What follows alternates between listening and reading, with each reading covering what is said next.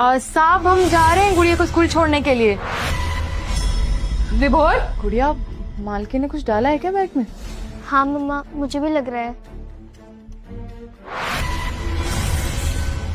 ये इतने सारे पैसे ये हमारे तो नहीं है।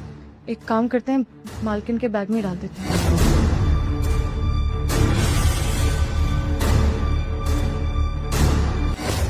रुक जाओ।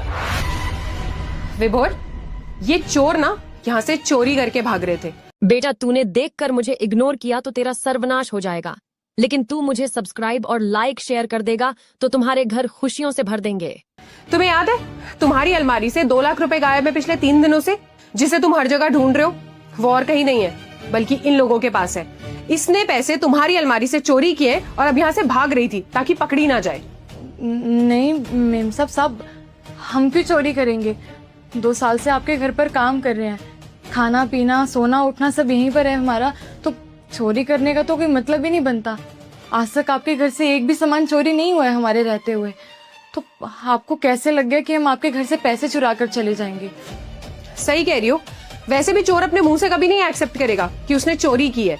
विभोर, मैं तुम्हें बता रही हूँ ना, इसने ही चोरी की है। और तुम एक बात बताओ, तुम्हें मेरी बात पे भरोसा है या इस नौकरानी की बात पे? और वैसे भी ये छोटे लोग ना ऐसे ही होते हैं, इन्हें जहाँ चोरी करने का मौका मिलता है ना, वहां से चोरी करते हैं और पैसे लेके भाग जाते हैं, पीछे मुड़ के भी नहीं देखते हैं। ऐश्वर्या, आराम से बात करो। कमला हमारे घर में इतने टाइम से काम कर रही है, ऐसा नहीं है कि मुझे उस पर भरोसा नहीं है। और अगर तुमने इतना बड़ा इल्जाम उस पर लगाया है तो कोई बात होगी तभी तुम ऐसा इल्जाम लगा रही हो। लेकिन फिर भी थोड़े शब्दों का इस्तेमाल सही से करो, एकदम से चोर बोल देना भी ठीक नहीं है। कमला देखो, अगर तुमने चोरी करी है पैसों की तो तुम सच सच मुझे बता दो। मैं समझ सकता हूँ कि तुम्हें शायद पैसों की जरूरत होगी तो तुमने ऐसा कदम उठा लिया होगा। अगर ऐसी बात है तो हम बैठ के बात कर लेंगे, ठीक है? ऐश्वर्या किसी को कुछ नहीं बताएगी और ये बात यहीं दब जाएगी। लेकिन पहले तुम सच बताओ, क्या तुमने सच में 2 लाख रुपए चुराए हैं?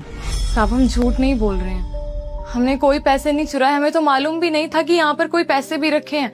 और सच बताएं तो अगर आपके कहीं पैसे भी रखे होते हैं ना, हम उनको देखते भी नहीं है, अपने काम में मगन रहते हैं हम।